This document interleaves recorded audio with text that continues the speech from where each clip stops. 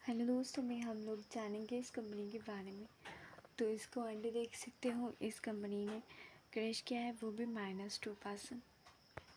5 भी देख सकते हैं हम, 1% लॉस।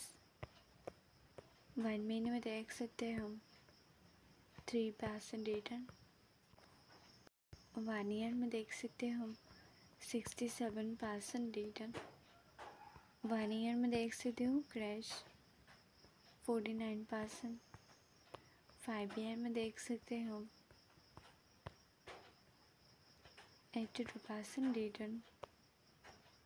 1 डे देख सकते हैं हम क्रैश क्या है, 1 डे नहीं, मार्केट साइज देख सकते हो, पी देख सकते हैं हम 17।